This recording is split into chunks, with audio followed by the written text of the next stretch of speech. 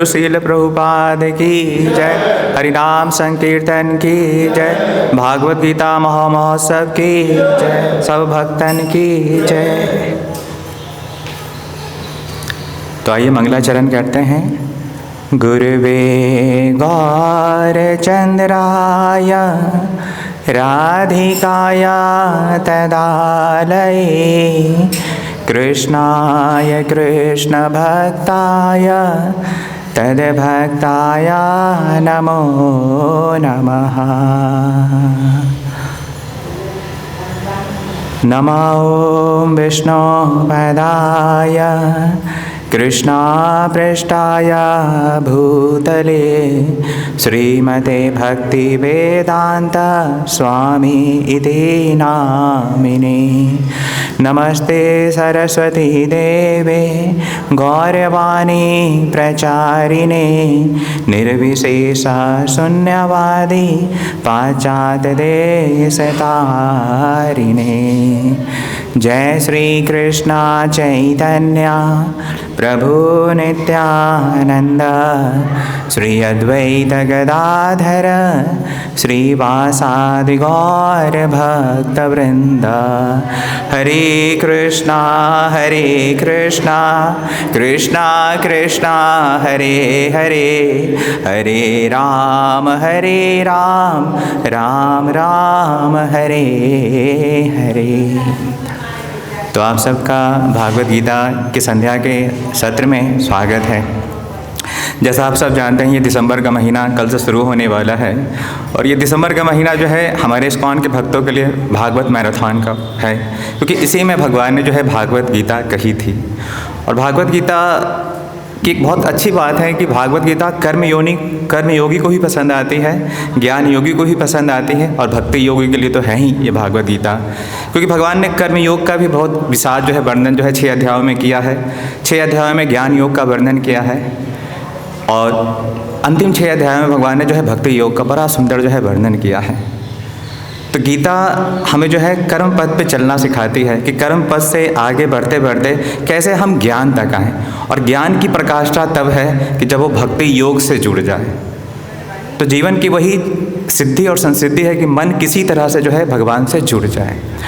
भागवत गीता के 4थे अध्याय का हम पाठ कर रहे हैं और आज श्लोक संख्या 21 पे हम पाठ करेंगे। तो भक्ति योग के अंतर्गत इस 4थे अध्याय को भगवान ने कहा है दिव्य ज्ञान, और ज्ञान वही दिव्य है जो भगवान के साथ कर्म करते हुए जुड़ जाए।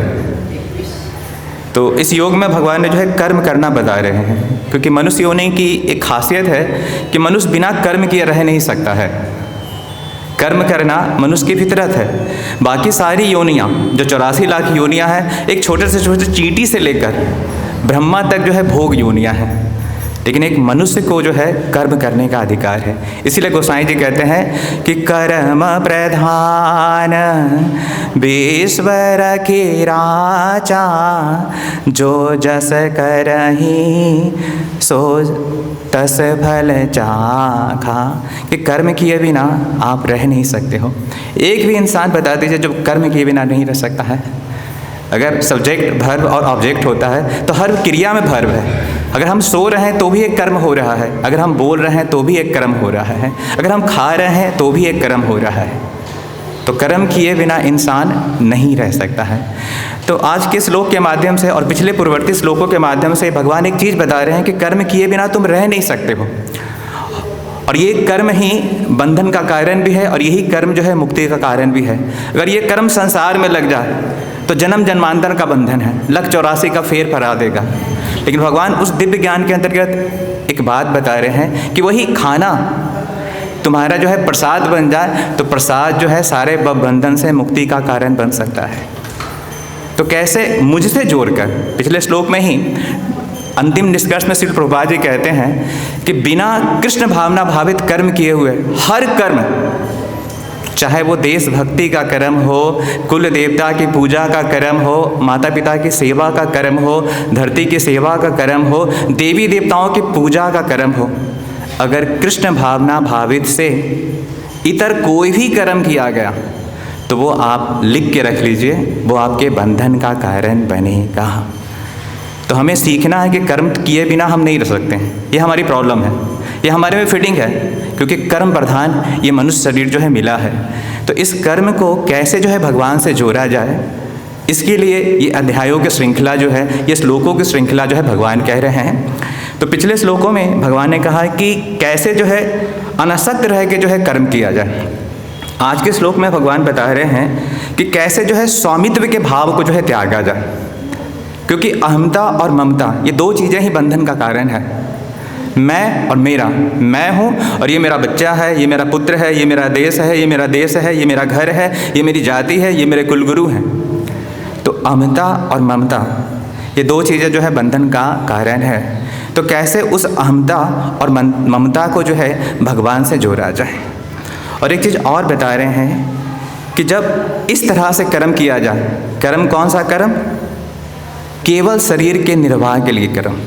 अगर हम प्रभुपाद जी की दृष्टि से देखें तो केवल कृष्ण के लिए कर्म, क्योंकि केवल अगर कोई कहे कि सिर्फ मैं खाना खाऊंगा तो भी बंधन के लिए कारण हो जाएगा।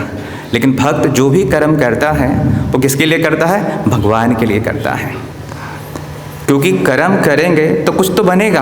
भगवान ने इसके पॉइंट में आगे प्रभुपाद जी लिखते हैं कि कोई व्यक्ति जब कर्म करता है तो दो प्रकार के कर्म होते हैं, चाहे अच्छे कर्म होंगे या बुरे कर्म होंगे, चाहे नेगेटिव कर्म होंगे या पॉजिटिव कर्म होंगे। और नेगेटिव कर्म होंगे तो क्या होगा? हथकड़ी लगेगी। कैसी हथकड़ी लगेगी? लोहे की हथकड़ी लगेगी, लोहे का पिंजरा मिलेगा। लेकिन अच्छे कर्म करेंगे तो सोने का पिंजरा मिलेगा, स्वर्ग मिलेगा। लेकिन पुण्यम छिन्नम मृत्यु लोक विसंति। तो अगर आपको मैं ऑफर करूं कि प्रभु जी मैं आपको सोने के पिंजरे में रखना चाहता हूं, तो कौन कौन तैयार होगा? कोई नहीं तैयार होगा। लोहा का पिंजरा जैसे बंधन का कारण है, वैसे सोने का पिंजरा भी बंधन का कारण है। तो हमें इस बंधन से मुक्त होना होगा। इसी की कला जो है भगवान ये श्लोकों की श्रृंखला में सिखा रहे हैं। आज उसी श्लोक की संख्या में हम श्लोक संख्या 21 पे जो है चर्चा करने का प्रयास करेंगे। तो आइए बहुत ही सुंदर श्लोक को दोहराते हैं। निरासी निरासी यत चित आत्मा त्वाक्त्वा सर्वा परिग्रह शरीरं केवलं कर्म कुर्वन् न ऊते किल्बिषम्। निरासे यत् चित् आत्मा बोलिए। निरासे यत् चित् आत्मा सर्व परिग्रह त्यक्त्वा सर्व परिग्रह शरीरं केवलं कर्म कुर्वन्नोति किल्बिषम्। निरासे यत् चित् आत्मा त्यक्त्वा सर्व परिग्रह शरीरं केवलं कर्म कुर्वन् अप्नोति किल्बिषम्। दोहराइए। निरासे यत् चित् आत्मा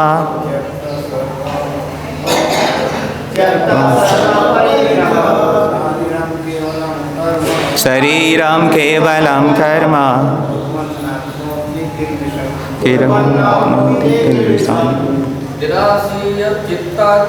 निरासे यत् चित्तात्मा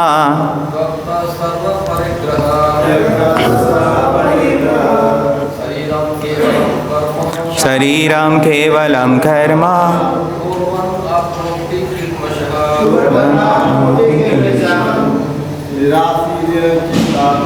निरासे यत् चित्तात्मा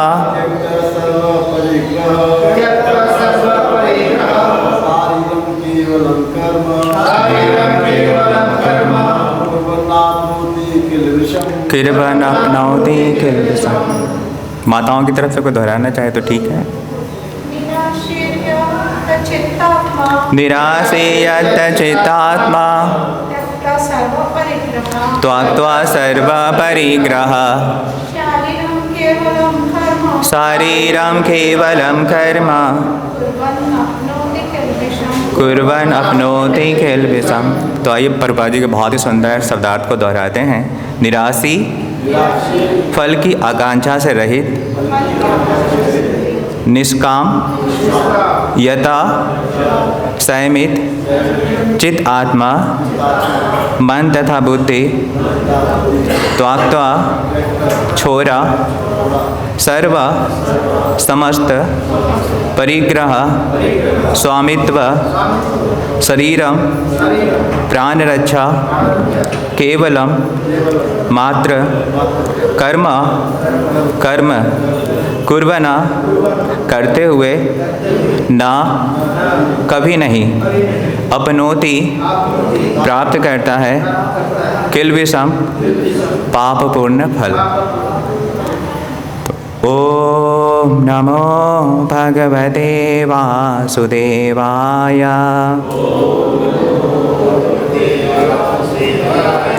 ओम नमो भगवते वासुदेवाय।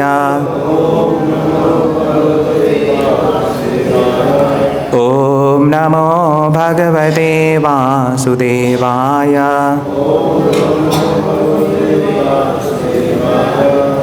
तो आज के श्लोक में प्रभुपाद जी लिखते हैं कि ऐसा ज्ञानी पुरुष पूर्ण रूप से संयमित मन तथा बुद्धि से कार्य करता है और अपनी संपत्ति के सारे स्वामित्व को त्याग देता है और केवल शरीर निर्वाह के लिए कर्म करता है।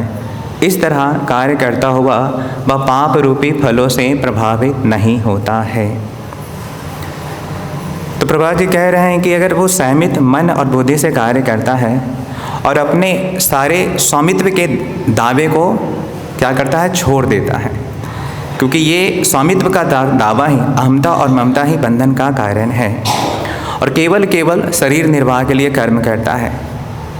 तो केवल शरीर निर्वाह के लिए अपने लिए नहीं कर्म करता है, जो भी कर्म करता है वो भगवान के लिए करता है।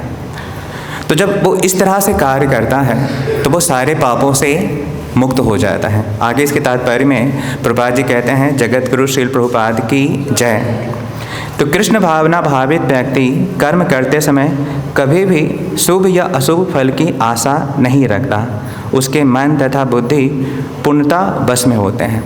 तो जैसा कि हम पहले ही चर्चा कर चुके हैं कि कोई भी कार्य हम जब करते हैं तो दो चीज़ें होती हैं, चाहे वो अच्छा कर्म होगा या बुरा कर्म होगा, चाहे उसके नेगेटिव फल मिलेंगे या पॉजिटिव फल मिलेंगे।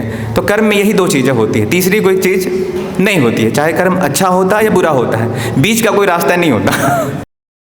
तो अच्छा कर्म होगा या बुरा कर्म होगा। तो कृष्ण भावना भावित व्यक्ति जो है ना तो अपने लिए कर्म करता है ना समाज के लिए कर्म करता है, वो केवल कृष्ण के लिए कर्म करता है। क्योंकि कोई भी कर्म अगर करेंगे, इसको आचार्य बताते हैं कि जैसे बीज को धरती में बोया जाए, तो गेहूं का एक बीज अगर बोएंगे तो फिर उसके क्या हो गए, हजारों बीज जो है निकलेंगे, हजारों जो है उसके बालियाँ निकलेंगे, तो फिर हजारों कर्मों का दोष लगेगा। लेकिन उसी कर्म को, उसी बीज को अगर भून दिया जाए तो उसका कोई फल निकलेगा। तो अच्छा कर्म होगा तो स्वर्ग जाना पड़ेगा, और पुण्यम छिन्नम मर्त्युलोक विशन्ति, बार बार आना पड़ेगा, बार बार इस माता के गठरी में आना पड़ेगा। तो क्या करना है, हमें कृष्ण भावना भावित कर्म करना है। जब कृष्ण भावना भावित कर्म करते हैं तो क्या होता है, हमारे कर्म जो है भुन जाते हैं। फिर शुभ हो या अशुभ हो, हमें इसकी चिंता नहीं रहती है। और एक चीज़ और भी है कि हमें जो कर्म करना है वो कृष्ण की प्रसन्नता के लिए कर्म करना है। क्योंकि बहुत बार भक्ति में हम आते हैं तो हम क्या कहते हैं कि माला में मुझे सुख मिले, कथा सुनते हुए मुझे सुख मिले, माला बनाते हुए मुझे सुख मिले, प्रसाद सुख पाते हुए मुझे सुख मिले। एक हद तक अच्छी ये कामना है, लेकिन भक्ति जब बहुत आगे बढ़ जाती है ना, तो ये प्रश्न आता है कि क्या मेरी कथा सुनने से या मेरी कथा बोलने से क्या मेरे गुरुदेव प्रसन्न हुए, क्या भगवान को ये प्रसन्न आ रहा है। क्योंकि अपने इंद्र तृप्ति की भावना रहेगी तो भी एक बंधन का कारण है। प्रेम की जब उत्कर्षता हो जाती है तो अपनी सुख की कामना नहीं रहती है, केवल कृष्ण के सुख की कामना रहती है। चैतन्य चरितामृत में एक बहुत सुंदर प्रसंग जो है आता है, आप सब जानते हो क्योंकि बहुत अच्छे भक्त हो आप लोग, कि भगवान की किसी भी चीज़ का उल्लंघन नहीं किया जाता। जैसे भागवत गीता को लांघते हैं तो शास्त्रों के अनुसार उस पर पाप लगता है। भगवान के अर्थ विग्रह को कभी जो है लांघना नहीं चाहिए, भगवान की प्रसादी माला को कभी उल्लंघन नहीं करना चाहिए। संतों का कभी क्रॉस करके नहीं जाना चाहिए, क्योंकि हर जर्रे जर्रे में भगवान का वास है। तो चैतन्य चेतावनी में वर्णन आता है कि भगवान का सेवक है जिसका नाम है गोविंद। तो महाप्रभु दोपहर में प्रसाद लेने के बाद जो है विश्राम करते थे। तो महाप्रभु ने लीला की, विश्राम का जो स्थल है वो जो है दरवाजे से सटकर ही सो गए। गोविंद जो है सेवा करके आया, देखा महाप्रभु जो है सो रहे हैं, और महाप्रभु ऐसा नाटक कर रहे हैं कि बहुत गहरी नींद में सो रहे हैं। अब क्या करे, सेवा बाधित हो रही है।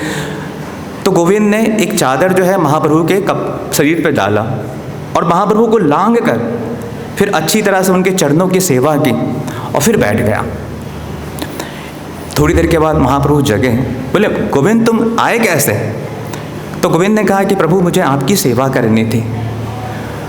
तो अब तुम लेट से विलम्ब क्यों करोगे? तुम्हें प्रसाद बनाने में देरी हो रही होगी, तुमने अपना प्रसाद भी नहीं पाया। तो बोला प्रभु आप कैसे मैं आपकी आज्ञा का उल्लंघन करके जा सकता हूँ? कैसे आपके दिव्य देह को मैं उल्लंघन करके जा सकता हूँ? तो महाप्रभु ने जानबूझकर पूछा कि तुम आए कैसे थे? तो उन्होंने बोला कि आया मैं इस तरह से था। तो बोला उस तरह से तुम जा भी सकते थे।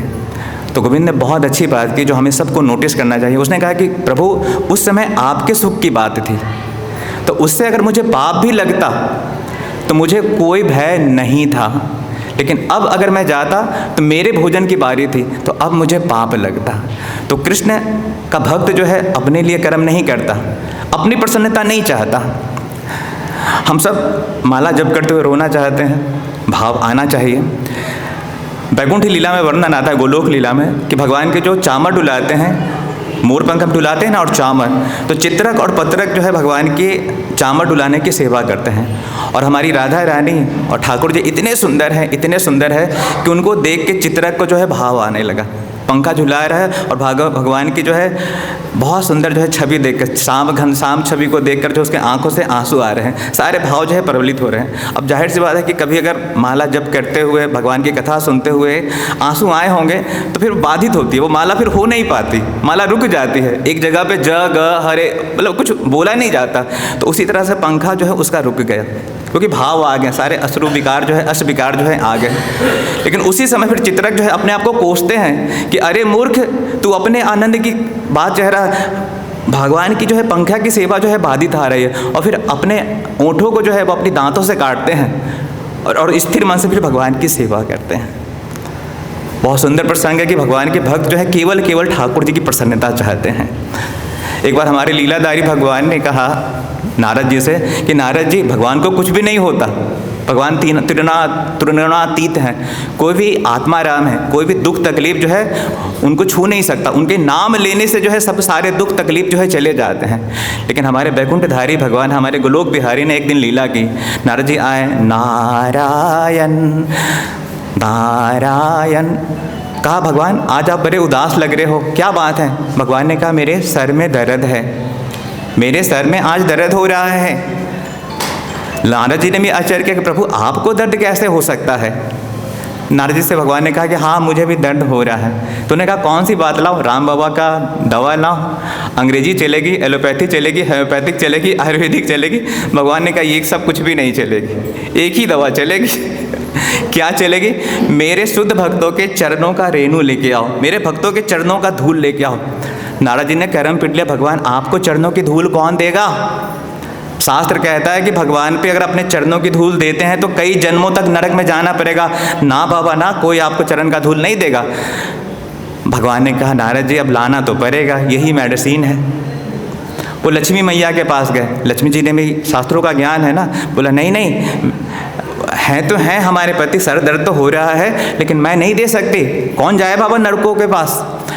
भगवान शंकर भी महावैष्णव हैं, उन्होंने भी अपने चरणों का रज नहीं दिया, ब्रह्मा जी ने भी नहीं दिया, द्वारका की रानियों ने भी नहीं दिया, बद्रीनाथ के सेवकों ने भी नहीं दिया। नारद जी मुंह लटका के आए, नारद जी भी स्वयं भक्त हैं, वो भी दे सकते थे, उन्होंने भी नहीं दिया। कहा नारायण नारायण, प्रभु आपको चरणों का रज कोई नहीं दे रहा है। भगवान ने कहा मुझे सर दर्द के साथ ही जीना पड़ेगा क्या तुम वृंदावन धाम गए थे? नारद जी ने कहा यही जगह छूट गई। भगवान ने कहा वृंदावन धाम जाओ। और गोपियों को सारी बात बताई। गोपियाँ उस समय यमुना जी के पास ही खेल रही थी। सारी गोपियों ने क्या किया, यमुना जी में पैर धोए ताकि अच्छी तरह धूल लग जाए, और पूरी गठरी जो है बांध कर दे दी कि ले जाओ। नारद जी ने सोचा शायद ये ब्रज की गोपियाँ हैं ना, इनको शास्त्रों का कोई ज्ञान नहीं है, कोई नॉलेज नहीं है। कहा पता है भगवान को अगर अपने चरणों की धूल देते हैं तो कई जन्मों तक नरक जाना पड़ेगा। गोपियों ने कहा नारद जी हमें पता नहीं था, लेकिन आपने बता भी दिया ना, तो इससे कोई फर्क नहीं पड़ता। हमारे ठाकुर को अगर सुख मिल जाए तो हम एक नहीं कोटि कोटि जन्मों तक नरक जाने को तैयार हैं। आगे भी कोई दर्द हो ना तो बेहिचक विदाउट एनी हेजिटेशन आ जाना, क्योंकि गोपियाँ अपना सुख नहीं चाहती, और इसीलिए गोपियाँ जो है प्रेम की ध्वजा है। तो अपना सुख चाहना भक्ति है, लेकिन उससे भी प्रकाष्ठा की भक्ति है कि जब भक्त ये देखता है कि क्या मेरे नाम जप करने से, मेरे कथा सुनने से क्या ठाकुर जी प्रसन्न हो रहे हैं, तो ये भक्ति की प्रकाष्ठा है। तो इसी बात को प्रभुपाद जी जो है कह रहे हैं कि भक्त ना तो अपने लिए कर्म करता है, शुभ और अशुभ फल की आशा नहीं रखता, पर पूर्णतः अपने मन को जो है भगवान में नियोजित कर देता है और भगवान के सुख की कामना करता है। आगे प्रभुपाद जी कहते हैं कि अतः अंश रूप में उसके द्वारा संपन्न कोई भी कर्म उसका ना होकर उसके माध्यम से परमेश्वर द्वारा संपन्न हुआ होता है। जब हाथ हिलता है तो वह स्वेच्छा से नहीं हिलता, अपितु सारे शरीर को चेष्टा से हिलता है। जब प्रभुपाद जी बहुत अच्छी बात कहते हैं कि जब शरीर का हाथ हिलता है तो हाथ की अपनी कोई स्वतंत्र इच्छा नहीं है, ये मन के द्वारा जो है हिलाया जाता है। उसी प्रकार भगवान का भक्त जो है कैसे कार्य करता है, मेक मी पपट, कि भगवान मैं आपकी कठपुतली हूँ, नचाओ नचाओ। प्रभुपाद जी भी कहते हैं ना कि नचाओ नचाओ कृष्णा, जैसे भी चाहो मुझे नचाओ, मारीबो राखीबो जो इच्छा तुम्हार। और शिक्षाष्टकम के 8वें में चैतन्य महाप्रभु भी कहते हैं कि हे प्रभु आशिष्ट व पारिष्टाम, कि आप चाहे मेरा गाढ़ आलिंगन करें या मेरे हृदय को जीर्ण शीर्ण कर दें, तोड़ दें, फिर भी हम जो है आपकी निःशुल्क जो है दासिका हैं। मारीबो रखीबो जो इच्छा तुम्हार। हम भगवान के सुख में हैं, सुखी हैं। और इसी बात को भक्ति विनोद ठाकुर कहते हैं कि क्योंकि भक्ति में शरणागति होना बहुत ज़रूरी है। बिना शरणागति के हम भक्ति नहीं कर सकते हैं। हम चाहते हैं ना कि भगवान हमारी बात सुने, तो जानना चाहेंगे वो 6 सूत्र क्या हैं। तो भक्ति विनोद ठाकुर कहते हैं कि षडांग शरणागति होइबे तुम्हारा प्रार्थना सुने ब्रजेंद्र कुमार, कि 6 प्रकार की जब शरणागति तुम्हारी होगी तभी जो है तुम्हारी प्रार्थना को भगवान जो है सुनेंगे।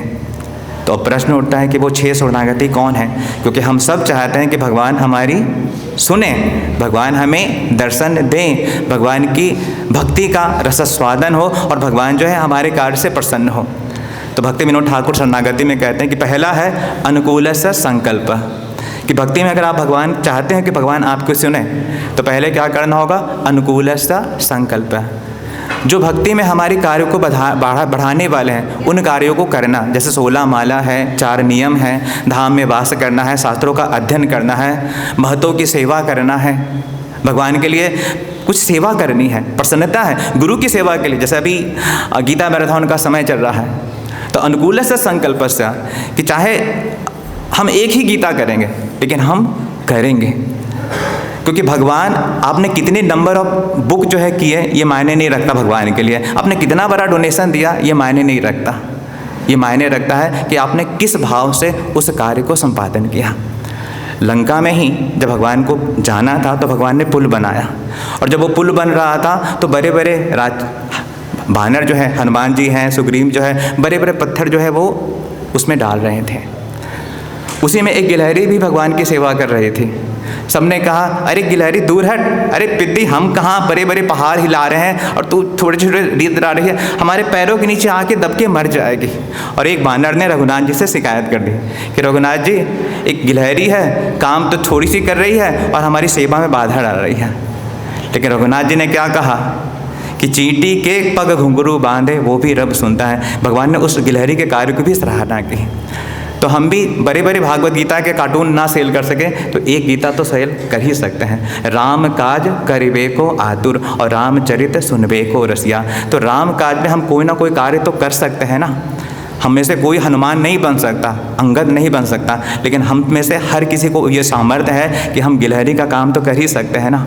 हम ये तो कर सकते हैं ना कि समुद्र में अपने आप को भिगोएं और अपने तन पे थोड़े से रेत करें और फिर पुल पे आके छिड़क दें। तो हम किसी से कह सकते हैं कि भागवत गीता पढ़नी चाहिए, भागवत गीता वितरण करनी चाहिए। तो राम काज करिबे को आतु।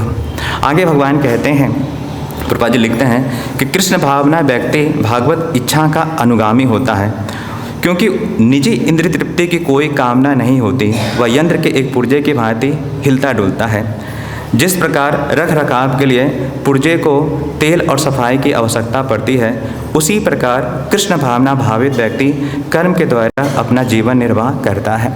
परम पूज्य राधा गोविंद महाराज कहते हैं कि ये शरीर जो है हमारा नाव की तरह है और ये भव समुद्र जो है हमें पार करना है।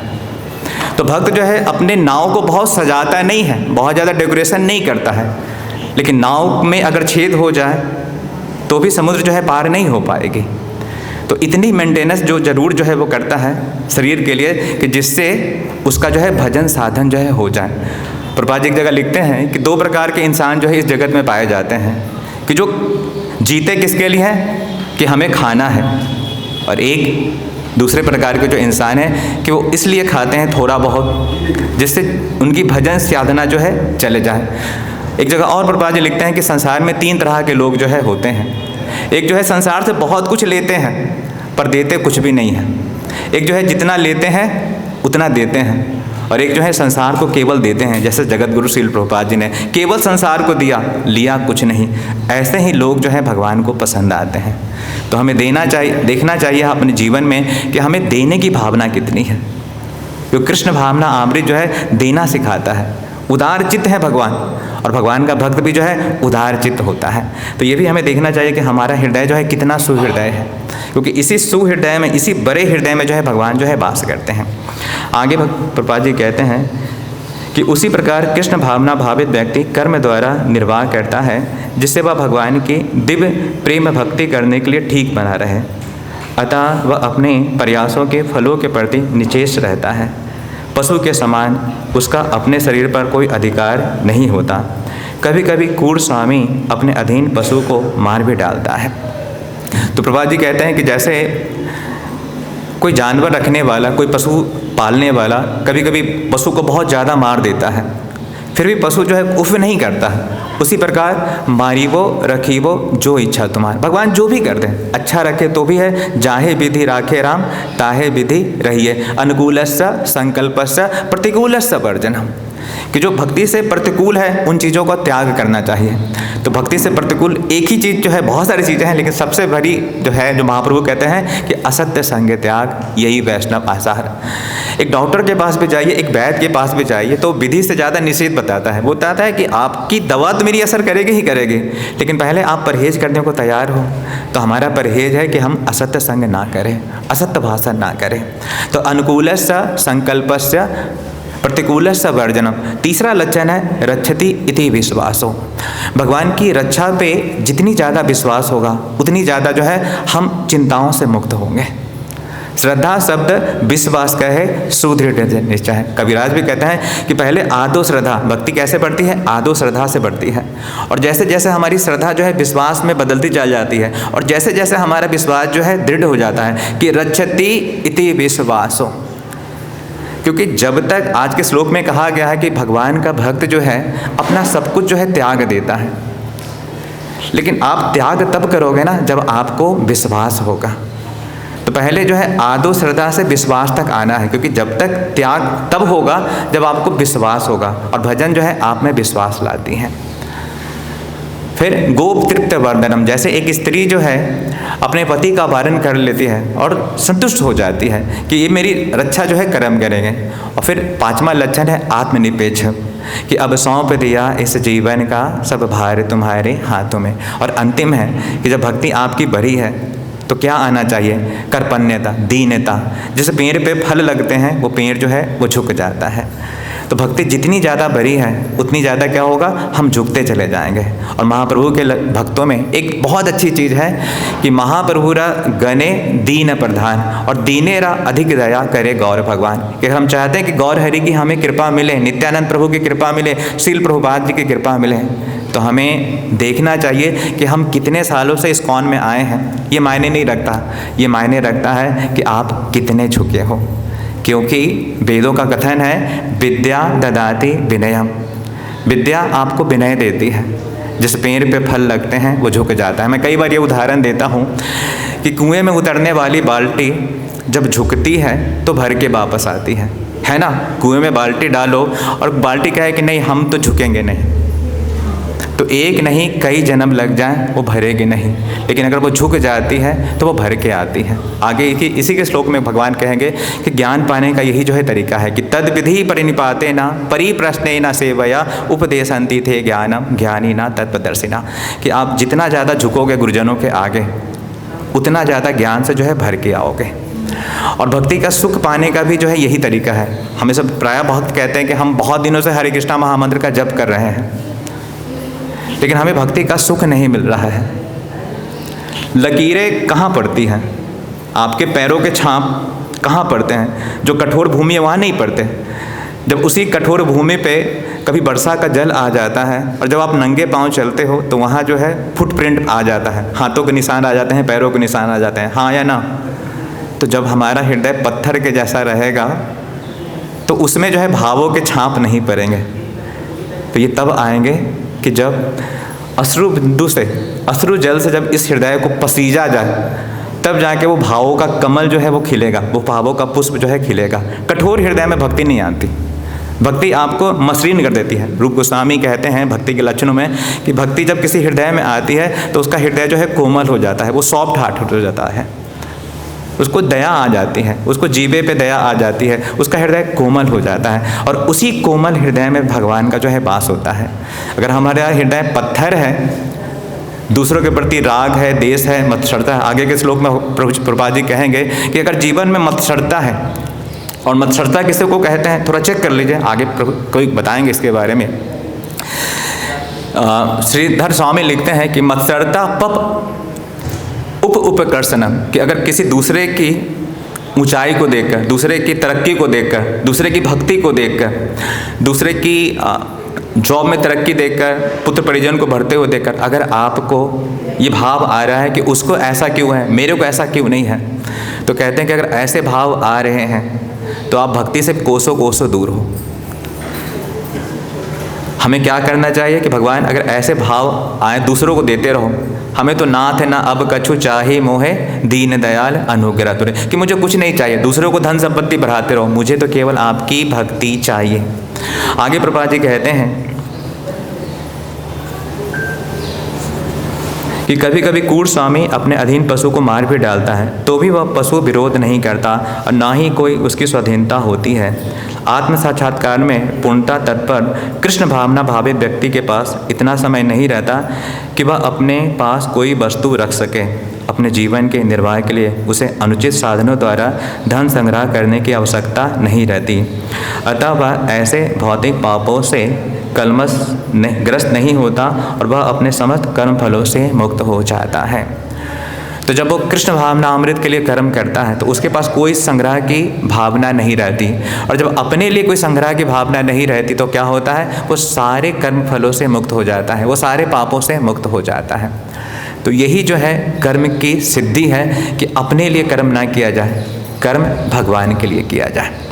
तो यहाँ पे जगत गुरु श्रील प्रभुपाद जी का तात्पर्य जो है पूर्ण होता है, और बाकी शास्त्रों से थोड़ा सा चर्चा करते हैं कि किस तरह से हम इस कर्म को और जो है शुद्ध कर सकते हैं। तो एक बहुत सुंदर प्रसंग है कि एक बार महात्मा बुद्ध जो है अपना अंतिम जो है प्रवचन कह रहे थे, और जब अंतिम प्रवचन कोई कहता है तो सारे शिष्य जो है जमा हो गए कि आज गुरुदेव अपना अंतिम उपदेश दे रहे हैं, अंतिम प्रवचन कर रहे हैं, तो आज तो अमृत सुनने को मिलेगा, आज तो सारे जीवन का सार सुनने को मिलेगा। तो सारे हॉल में जो है लोग खचाखच जो है भर गए, बहुत देर हो गया। उस दिन महात्मा बुद्ध ने कुछ कहा ही नहीं। महात्मा बुद्ध का सबसे प्रिय शिष्य था जिसका नाम था आनंद।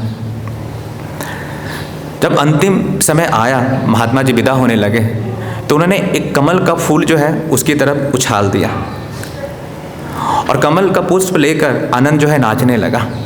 सब लोगों ने कहा, आनंद तू पागल हो गया है क्या? महात्मा बुद्ध ने आज कोई प्रवचन भी नहीं कहा, कोई ज्ञान भी नहीं दिया। हम तो बड़ी आस लगा के आए थे कि अंतिम प्रवचन है, महात्मा बुद्ध बहुत सारी बातें कहेंगे, बहुत सारे ज्ञान की बातें कहेंगे, बहुत सारे विरक्ति की बातें करेंगे, बहुत सारे धर्म की बात कहेंगे।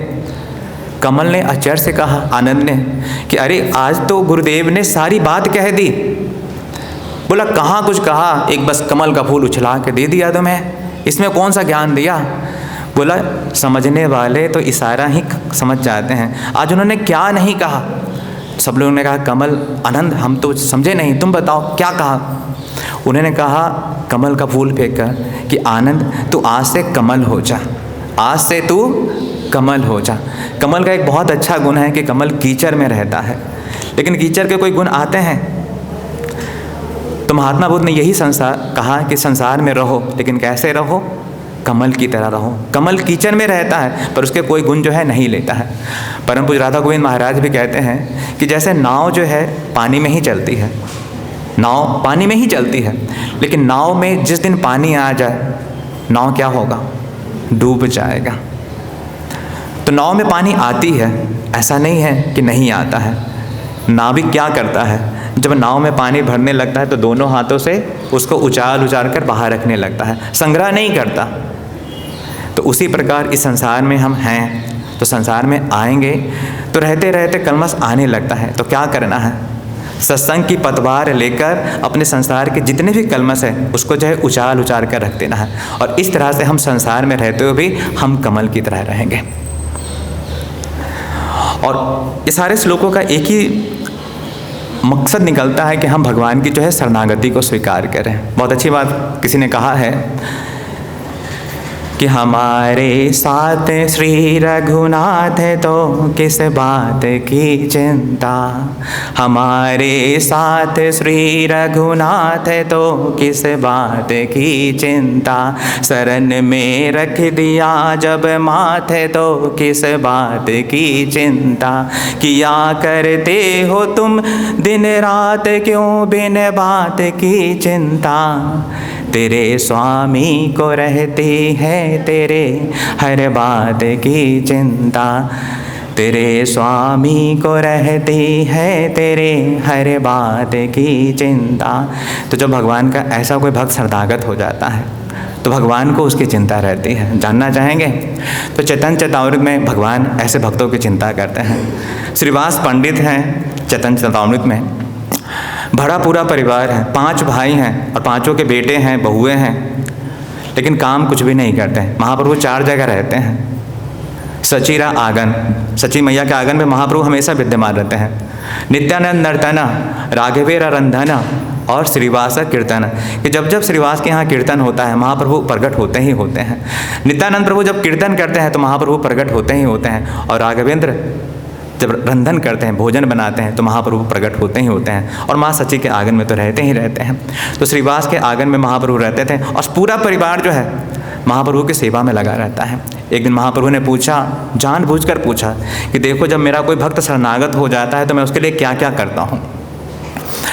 तो महाप्रभु ने पूछा कि श्रीवास, मैं देखता हूँ कि तुम्हारा भरा पूरा परिवार है और पूरा परिवार जो है मेरी सेवा में लगा रहता है, तुम लोग कोई काम भी नहीं करते हो, तो इतना भरा पूरा परिवार चलता कैसे है? कोई बाप दादाओं की संपत्ति भी नहीं है, कोई खेती बाड़ी भी नहीं है, तो चलता कैसे है काम?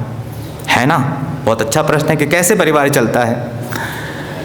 तो भगवान का भक्त भी बड़ा लीलाधारी होता है। उसने 3 बार ताली बजाई।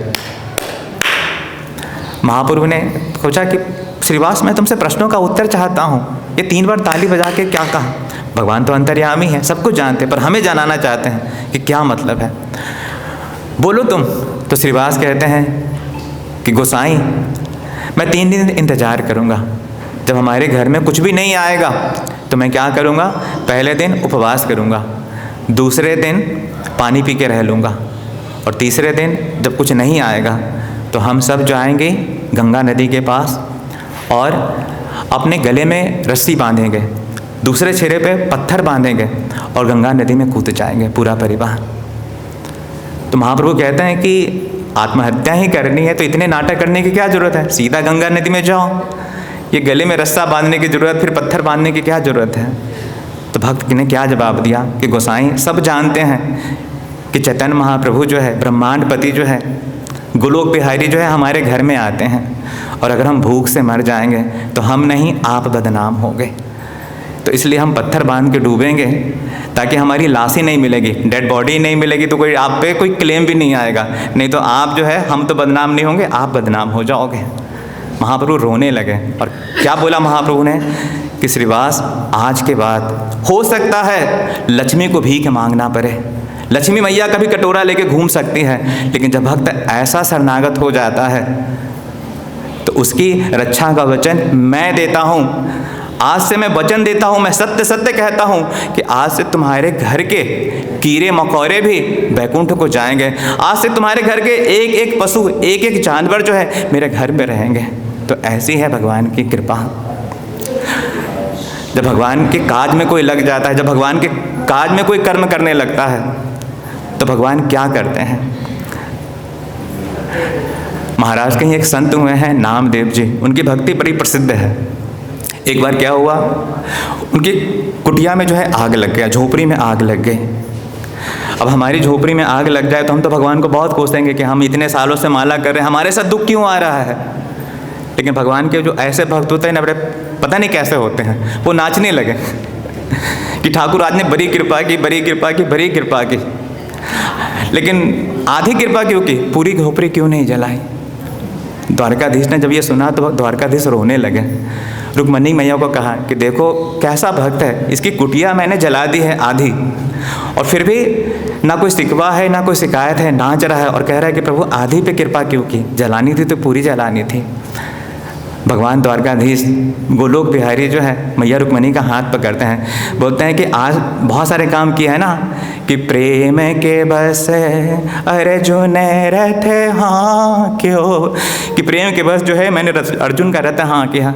झूठे पत्र राजसुयाग युधिष्ठिर की नहा, प्रभु ने झूठन पात उठाई, कि झूठे पात उठाए ना, आज छप्पर भी छाएंगे। और जेठ की दोपहरी में हमारे द्वारकाधीश जो हैं नामदेव की जो है झोपड़ी छा रहे हैं, और मैया रुक्मणी जो है रस्सी बढ़ा रही है। तो जो भक्त ऐसा शरणागत हो जाता है तो भगवान उसके लिए ऐसा करता है। ये और क्या कहूँ, भगवान झोपड़ी नहीं, रत नहीं, भगवान जो है अपने भक्त का मल मूत्र भी साफ करते हैं। जगन्नाथपुरी के ही एक भक्त थे माधव दास जी।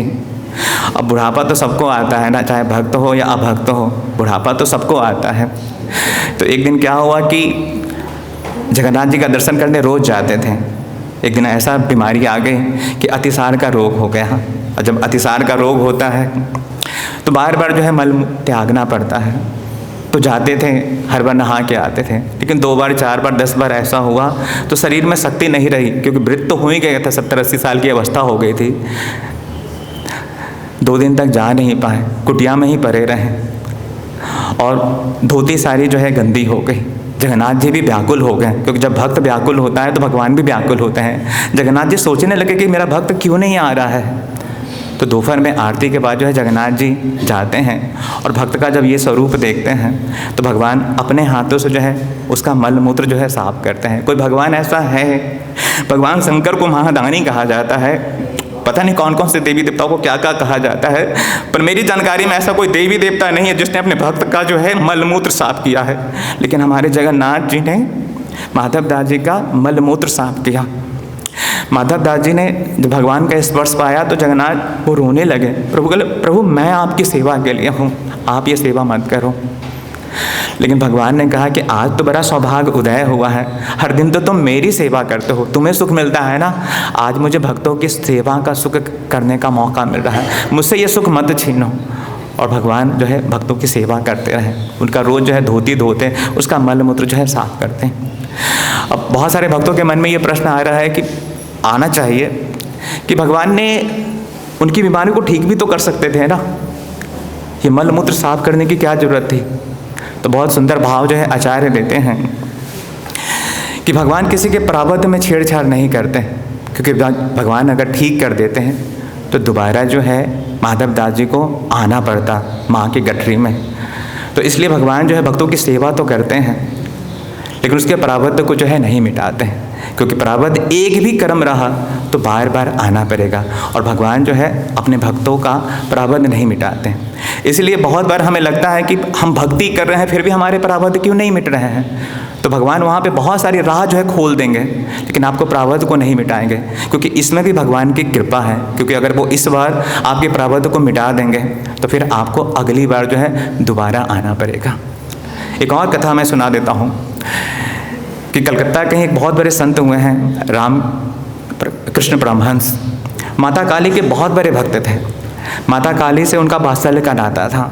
माता काली जो है प्रतिदिन अपनी गोद में बिठा के जो है उनको जो है दूध भात खिलाया करती थी। सारे लोग जानते थे, लेकिन कहते हैं ना कि प्रारब्ध कर्म जो है वो भक्तों को भी आते हैं। अंतिम समय में उन्हें गले का कैंसर हो गया। जब प्रवचन करते तो टप टप जो है खून गिरता। भक्त को तो अपने शरीर का मान नहीं रहता, वो विदेही हो जाता है, देह से ऊपर हो जाता है, लेकिन जो बाकी शिष्य थे उनको बड़ा दुख होता। एक दिन सारे शिष्यों ने हाथ जोड़कर कहा कि गोसाई गुरुदेव, मुझे आपसे ये देखा नहीं जाता आपका ये तकलीफ, क्योंकि जब आप प्रवचन करते हो तो आपके गले से जो है खून गिरता है, बवाल टपकता है। आपको तो कोई फर्क नहीं पड़ता, पर हमारे दिल पे छुरियाँ चलती है, हमारा दिल जो है हृदय विदीर्ण हो जाता है। आपको तो माता काली जो है रोज जो है दर्शन देती है, आप माता काली से क्यों नहीं कहते? तो रामकृष्ण परमहंस ने यही कहा कि माँ काली भी जानती है, लेकिन वो जानती है कि अगर रामकृष्ण परमहंस के इस प्रारब्ध को समाप्त किया इस जन्म में तो फिर बार बार जो है आना पड़ेगा। तो इसलिए भक्तों के जीवन में भी दुख आता है, लेकिन भक्त जो है इसे भगवान की कृपा मानते हैं। कैसी कृपा मानते हैं? महाराष्ट्र के 3 संत हुए हैं, बड़ा नाम आपने सुना होगा, नामदेव जी, संत तुकाराम जी और ज्ञानदेव जी। तीनों एक बार विट्ठल नाथ जी के मंदिर में गए और तीनों ने एक ही प्रार्थना की। नामदेव जी की पत्नी बहुत अच्छी थी। उन्होंने कहा, भगवान आपकी बड़ी कृपा है कि आपने जो है मुझे इतनी सुंदर पत्नी दी, इतनी आज्ञाकारिणी पत्नी दी, क्योंकि इसके कारण मैं भक्ति कर पा रहा हूँ। तुकाराम जी ने भी यही बात जो है कही कि भगवान आपका बड़ा बड़ा धन्यवाद है कि आपने मुझे जो है इतनी सुंदर पत्नी दी, इसी के कारण जो है मैं जो है भक्ति कर पा रहा हूँ। और ज्ञानदेव जी जिनका विवाह नहीं हुआ था, उन्होंने भी यही कहा कि प्रभु अच्छा हुआ आपने विवाह बंधन में हमें नहीं बांधा, इसी के कारण जो है हम भक्ति कर पा रहे हैं। अब पुजारी ने तीनों बात सुनी, बड़ा आश्चर्य हुआ कि तीनों ने एक ही बात कही। तीनों से पूछा बाद में कि अरे नामदेव जी ने कहा कि उनकी पत्नी अच्छी है, ये तो सही बात है, भक्ति कारण अपनी पत्नी के कारण ही वो भक्ति कर पा रहे हैं, पर तुकाराम जी की पत्नी तो बड़ी संत विरोधी हैं, झगड़ालू हैं, फिर आपने ऐसी बात क्यों कही? तुकाराम जी ने कहा कि देखो नामदेव जी की पत्नी तो अच्छी है, नामदेव जी भी अच्छे हैं, तो वो तो भक्ति कर पा रहे हैं अपनी पत्नी के कारण, लेकिन मेरे जैसा कामी व्यक्ति अगर इसकी पत्नी अच्छी होती तो भक्ति नहीं कर पाता। तो ये इतनी झगड़ालू है, इतनी संत विरोधी है कि मैं घर पे आता ही नहीं हूँ, काम से काम मतलब रखता हूँ और बाहर सारा दिन जो है मठ मंदिर में धर्मशाला में रहता हूँ। तो इस कारण से मैंने कहा कि प्रभु बहुत अच्छी पत्नी दी, अगर ऐसी पत्नी झगड़ालू नहीं होती तो हो सकता मैं इसी में आसक्त हो जाता। तो कहा कि बात तो आपने सही कही। और ज्ञानदेव जी से पूछा कि आपने क्यों कहा? तो उन्होंने कहा कि देखो ना तो मेरे पास नामदेव जी जैसा राग विमुक्ता है, अगर होती तो मैं राग में पहुंच जाता, और तुकाराम जी जैसा मैं समदर्शी भी नहीं हूँ, अगर पत्नी ऐसी मिलती तो मेरे में क्या आ जाता, मेरे में देश आ जाता, मैं उस पर क्रोध करता, ये भी बंधन का कारण हो जाता। तो भगवान ने बहुत अच्छी कृपा की, मेरे जैसे मूढ़मती को विवाह के बंधन में ही नहीं बांधा। तो मैं इसलिए बातें कह रहा हूँ कि जिसको अगर अच्छे पति मिले हैं तो वो भी भगवान की कृपा माने, और जिसके पति जो है या पत्नी जो है भक्ति विरोधी भी हैं तो वो तुकाराम का फार्मूला अपनाए कि प्रभु बहुत बहुत धन्यवाद, बहुत बहुत कृपा की आपने, अगर अच्छी पत्नी दे देते तो हम ये 16 माला करते और वृंदावन धाम में नहीं आना होता। तो ये भी एक पॉजिटिव है। और जो ब्रह्मचारी हैं जिनका विवाह नहीं हुआ वो भी बहुत कृपा माने कि प्रभु अच्छा हुआ आपने इस बंधन में बांधा ही नहीं तो राग हो जाता और नहीं तो देश हो जाता। तो हर स्थिति परिस्थिति में जो है भगवान की कृपा को महसूस करना, यही जो है भक्ति है। और जब ऐसी शरणागति हो जाती है तो भगवान जो है अवश्य जो है उसकी रक्षा करते हैं। अवश्य रक्षिवे कृष्णा जीव कर ले विश्वास, तो और दुख नाही, और दुख नाही, और दुख नाही। तो फिर 2 मिनट और है तो एक चीज़ और बता देता हूँ कि भागवत गीता जयंती है, तो हमारे जो माननीय प्रधानमंत्री है, एक बहुत सुंदर स्टेटमेंट है जो बहुत मैं शेयर करना चाहता हूँ। उन्होंने कहा कि मेरे पास दुनिया को देने के लिए सबसे अच्छा जो गिफ्ट है, इससे बेहतर गिफ्ट मेरे पास नहीं है। उन्होंने कहा कि जो दुनिया को देने के लिए सबसे अच्छा गिफ्ट है वो है श्रीमद् भागवत गीता। और ये भी कहा कि मुझे लेने के लिए भागवत गीता से बेहतर उपहार नहीं है। और ये ऐसा करते भी हैं हमारे माननीय प्रधानमंत्री, कहीं भी जाते हैं, किसी भी देश में जाते हैं, वो किसी को भागवत गीता उपहार में ज़रूर देते हैं। तो हमें भी ये नियम बनाना चाहिए कि सामाजिक प्राणी हैं तो विवाह में जाना ही है, जन्मदिन में जाना ही है, बहुत सारे सोशल पार्टियां अटेंड करनी ही करनी है, और कुछ ना कुछ उपहार तो देना ही है। यस या नो? तो हम ये नियम बनाएं कि हम जो है कहीं भी जाएं तो उपहार में, अगर आपके पास सामर्थ्य है तो साथ में बाकी चीज़ें भी दीजिए, लेकिन साथ में एक भागवत गीता भी अवश्य जो है दीजिए, क्योंकि भागवत गीता जो है हमें संस्कार देती है। किसी ने बहुत सुंदर बात कही है कि किसी बच्चे को अगर उपहार में गिफ्ट ना मिले तो कुछ देर रोएगा, किसी बच्चे को अगर उपहार में गिफ्ट ना मिले तो वो कुछ देर रोएगा, लेकिन अगर संस्कार नहीं मिले तो वो जीवन भर रोएगा। तो भागवत गीता हमें संस्कार देती है। भागवत गीता हमें आर्ट ऑफ लिविंग सिखाती है कि क्या कर्म है और क्या अकर्म है, और जब तक हम इस चीज़ को नहीं जानेंगे हम इस संसार सागर से पार नहीं होंगे। तो जीवन में सबसे बड़ी जो कृपा किसी पर करनी है वो क्या है? कौन भूरिदा जना है? तो गोपियाँ कहती हैं कि तब तक तथा मृतम तप्त जीवनम भूवि गिरनंति ते भूरिदा जना, कि इस संसार में हे कृष्ण सबसे बड़ा दानी कौन है? वो व्यक्ति है जो आपकी कथाओं का दान करता है। और भागवत गीता में भगवान कहते हैं कि हे अर्जुन, जो मेरे इस गुह्य ज्ञान को, मेरे इस टॉप सीक्रेट को दूसरों को देता है वो मेरा सबसे प्रिय है, उसे मैं अपनी भक्ति का दान देता हूँ और सत्य कहता हूँ, अंत समय में उसे मैं अपने बैकुंठ धाम में ले जाता हूँ। तो हमें अवश्य जो है भगवान का ये गुह्य ज्ञान जो है, भागवत गीता जो है दूसरों से कहना चाहिए, अपने जीवन में भी आत्मसात करना चाहिए और दूसरों को भी वितरित करना चाहिए, क्योंकि ये सारी चीज़ें जो मैंने बताई ये भक्ति के जो लक्षण हैं परम पूज्य राधानाथ महाराज बताते हैं कि ये कब आती है? तो जब गुरु प्रसन्न हो जाते हैं तो हमारा पद नहीं बढ़ता, हमारी पैद भी नहीं बढ़ते। क्या आती है? भगवान में शरणागति आती है, भगवान में आसक्ति होती है और संसार से विरक्ति होती है। तो अगर हम चाहते हैं कि भक्ति के ये गुण जो है हमारे अंदर आए, हमारे अंदर दृढ़ विश्वास आए, भगवान की शरणागति आए, भक्तों से प्रेम आए, नाम में रुचि आए, तो उसका एक ही जो है चाबी है, वो है चाबी है भक्तों की सेवा। बिना महत्व पाद सेवा, बिना गुरु सेवा, बिना आचार्यों की सेवा कि हम जो है भगवान की भक्ति नहीं कर सकते। बहुत अच्छी बात जो है परम पूज्य हलधर महाराज कहते हैं कि अगर किसी कंपनी में हम काम कर रहे हैं और उस कंपनी के ब्रांड से अगर हमें प्रेम नहीं है तो हम कितनी दिन तक उस कंपनी में काम कर सकते हैं? बताइए प्रभु जी। किसी कंपनी में आप काम कर रहे हैं, XYZ किसी भी कंपनी में काम कर रहे हैं, और आपको उस कंपनी पे फेथ ना हो और उस कंपनी के ब्रांड से प्रेम ना हो, उस कंपनी के मालिक से प्रेम ना हो, कितनी दिन टिक पाओगे? नहीं टिक पाओगे ना। तो उसी प्रकार है कि अगर हमें प्रभुपाद जी में फेथ नहीं होगा, अगर हमें जो कंपनी का ब्रांड है हमारा हरे कृष्णा महामंत्र, भागवत गीता, भागवतम, अगर उस पर फेथ नहीं होगा तो हम कितनी दिन टिक पाएंगे? है ना। हमारे बहुत सारे भक्त जो है दूसरे संप्रदाय में क्यों जा रहे हैं? तो कारण यही है कि उनको ब्रांड में फेथ नहीं है, उनको मालिक में फेथ नहीं है, उनको प्रोडक्ट पे फेथ नहीं है। और जब तक किसी भी व्यक्ति को अपने आचार्यों से प्रेम नहीं होगा, अपने संतों से प्रेम नहीं होगा, आसक्ति नहीं होगी, तब तक जो है वो भागवत भक्ति में आगे नहीं बढ़ सकता है। तो रोज़ जो है प्रभुपाद जी के आगे जो है रोइए कि हमें जो है आपसे ममता आए, आपके ब्रांड से प्रेम हो, हरे कृष्णा महामंत्र से प्रेम हो, भागवत गीता से प्रेम हो, भागवतम से प्रेम हो। क्योंकि जब तक ये प्रेम नहीं होगा हम टिक नहीं पाएंगे ना। कहीं भी किसी भी रिश्ते में अलगाव हुआ है, बिलगाव हुआ, क्यों हुआ है? उसको आसक्ति नहीं रही, उसको फेथ नहीं रहा, तो अलगाव हो गया।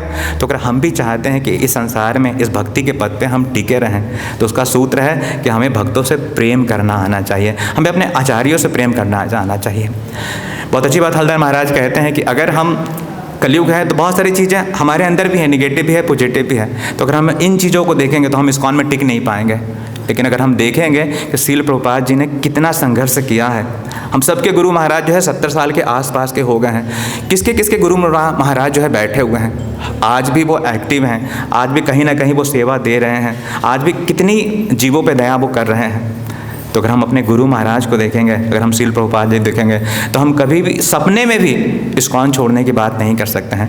लेकिन अगर हम आसपास की बात को देखेंगे तो हम ज़रूर छूट सकते हैं। एक और अच्छी बात कहते हैं महाराज जी कि अगर हम हॉस्पिटल में जाते हैं तो हम किसकी बात मानते हैं, रोगी की या डॉक्टर की?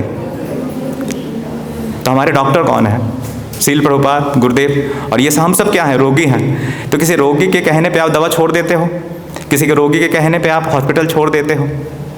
तो हम सब रोगी हैं। रोगी के कहने पे हमें इस्कॉन नहीं छोड़ना है।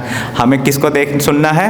हमारे डॉक्टर हैं शील प्रभुपाद जी, छठ गोस्वामी हैं, हमारे गुरु महाराज हैं। जब हम इनको देखेंगे तो हम कभी भी नहीं छोड़ेंगे और हमको इनको प्रसन्न करना है, क्योंकि जब ये प्रसन्न होंगे तो अपने आप सारे जो है प्रसन्न हो जाएंगे। जब जड़ का सिंचन करेंगे तो अपने आप तना शाखे पर शाखाएँ जो है संतुष्ट हो जाएगी।